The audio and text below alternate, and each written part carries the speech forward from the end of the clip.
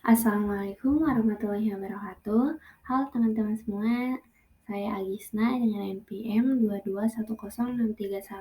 221031220023 dari kelas A Program Studi Gizi Fakultas Ilmu Kesehatan Universitas Seni Perbangsa Karawang.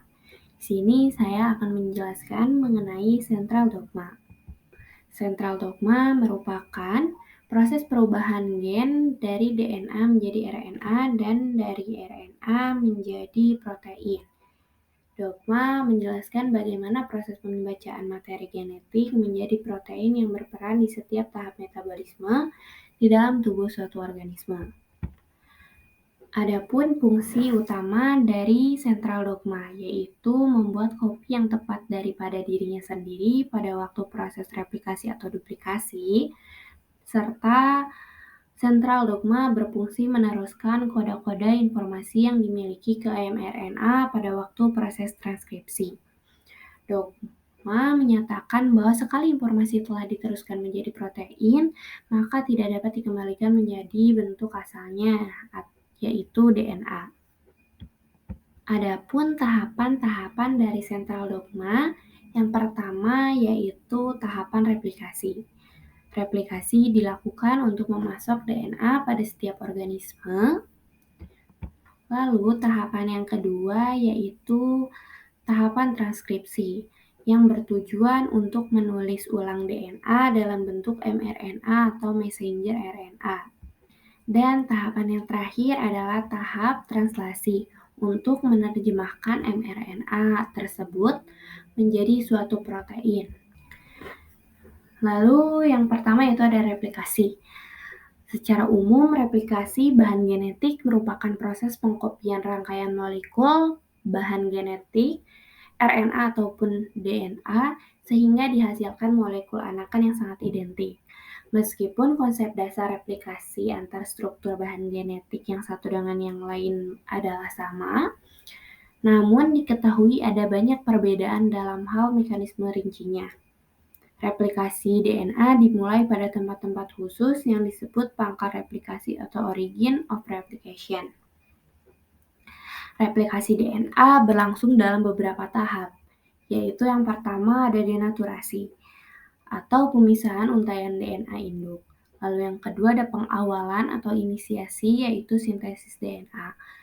Lalu yang ketiga ada pemanjangan untaian DNA, lalu keempat ada ligasi fragmen DNA, dan kelima yaitu pengakhiran atau terminasi sintesis DNA. Lalu pada tahapan kedua yaitu transkripsi. Transkripsi merupakan sintesis protein di mana DNA diterjemahkan menjadi kode-kode dalam bentuk basa nitrogen membentuk rantai RNA yang bersifat single strand.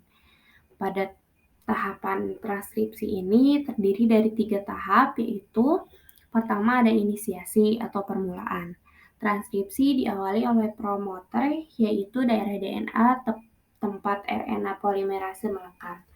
Promoter mencakup titik awal transkripsi dan biasanya membentang beberapa pasang nukleotida di depan titik awal tersebut. Fungsi promoter selain menentukan di mana transkripsi dimulai juga menentukan yang mana dari kedua rantai ganda DNA yang digunakan sebagai cetakan. Lalu yang kedua yaitu tahap elongasi. Elongasi atau pemanjangan. Ketika RNA bergerak di sepanjang DNA, pilihan rantai ganda DNA tersebut terbuka secara berurutan, kira-kira 10-20 basa DNA. Enzim RNA polimerase menambah nukleotida ke ujung Y dari molekul RNA yang dibentuk di sepanjang rantai ganda DNA. Setelah sintesis RNA berlangsung, rantai ganda DNA akan terbentuk kembali dan RNA baru akan terlepas dari cetakannya. Lalu tahapan yang terakhir yaitu tahap transminasi. Transminasi atau pengakhiran. Transkripsi ini berlangsung hingga RNA polimerase transkripsi urutan DNA yang dinamakan transminator. Transminator merupakan urutan DNA yang berfungsi untuk mengakhiri proses transkripsi. Dan proses yang terakhir yaitu translasi. Translasi adalah proses penerjemahan urutan nukleotida yang ada pada molekul mRNA menjadi rangkaian asam-asam amino yang menyusun suatu polipeptida atau protein. Tahapan dalam proses translasi diantaranya yaitu inisiasi, elongasi, dan terminasi. Translasi berlangsung di dalam sitoplasma dan ribosom.